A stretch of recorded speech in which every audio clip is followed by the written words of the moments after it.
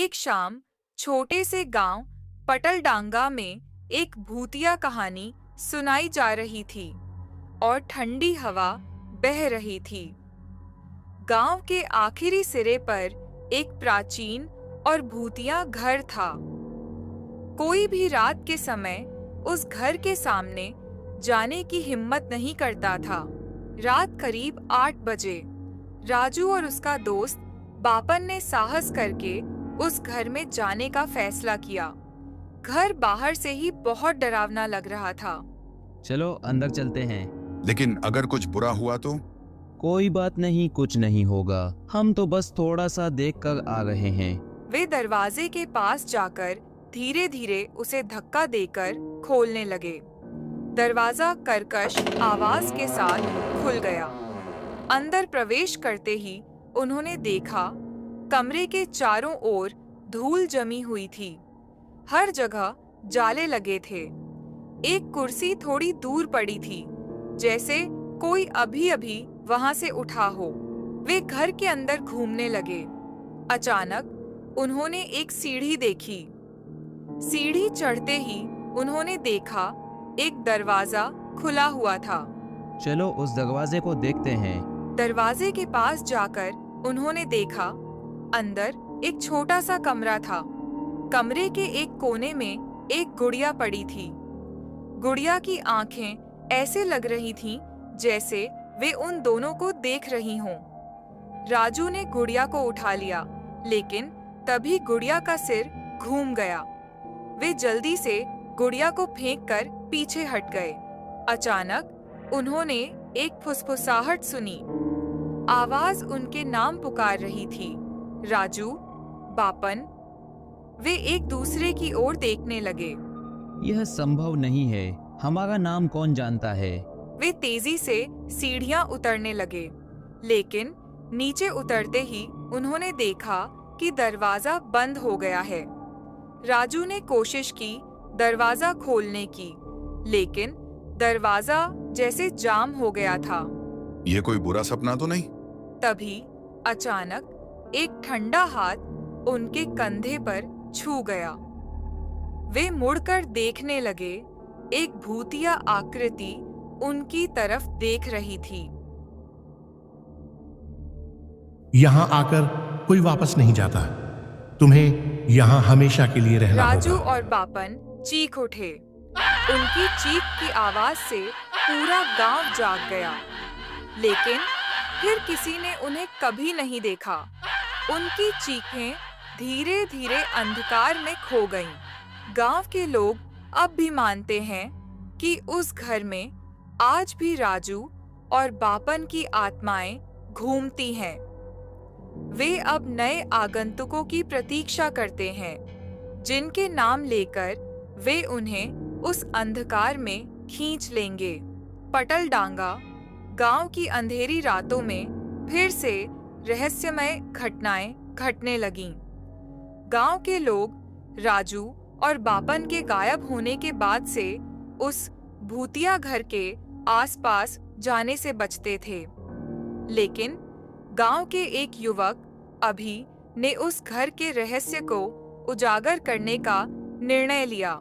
एक दिन शाम को अभी ने अपने दोस्तों से कहा, मैं उस घर में जा रहा हूँ। मुझे राजू और बापन को ढूंढना है। तू पागल है। हम सभी जानते हैं कि वह घर श्रापित है।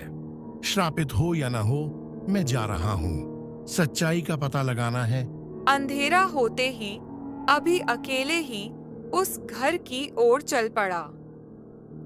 घर के सामने पहुंचकर उसने महसूस किया कि उसके चारों ओर एक अजीब सी ठंडक फैल रही है।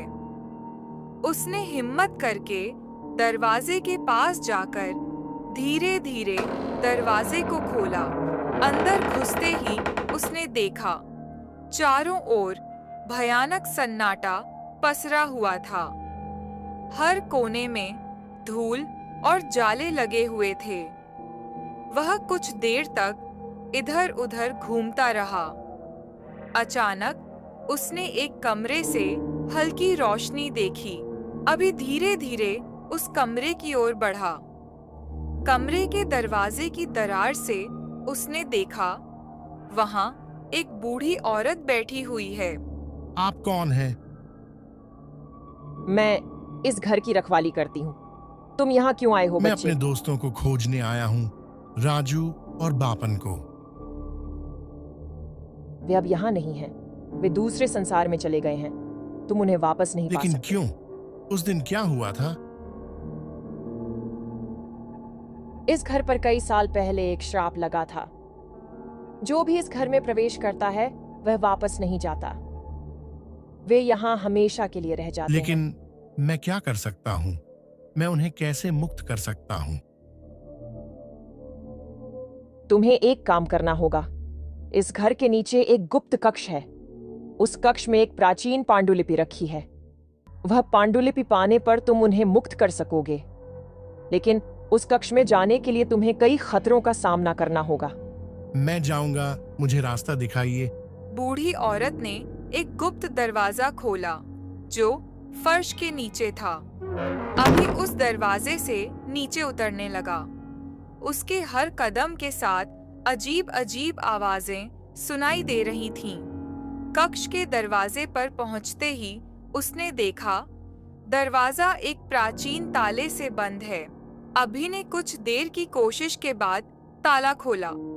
अंदर प्रवेश करते ही उसने देखा एक पुरानी अलमारी में पांडुलिपि रखी है। लेकिन पांडुलिपि को छूते ही उसके चारों ओर भूतिया आकृतियां घूमने लगीं। तुम इस तरह नहीं कर पाओगे, हमें अभी ने मुक्त करो। तेजी से पांडुलिपि खोली और उसमें लिखे मंत्रों को पढ़ना शुरू किया। अचानक भूतिया आकृतियां धीरे धीरे गायब होने लगीं। कक्ष का दरवाजा अचानक खुल गया और अभी ने देखा राजू और बापन खड़े हैं। अभी तू यहाँ कैसे आया? चलो, हमें यहाँ से बाहर निकलना होगा। वे जल्दी से घर से बाहर निकल आए और श्राप से मुक्त हो गए। गांव के लोग चकित रह गए जब उन्होंने देखा कि राजू, बापन और अभी लौट आए हैं। वे खुशी से झूम उठे, लेकिन अब भी किसी की हिम्मत नहीं थी कि वे उस घर की ओर वापस देखें, क्योंकि वे जानते थे उस घर का रहस्य अभी पूरी तरह से उजागर नहीं हुआ था।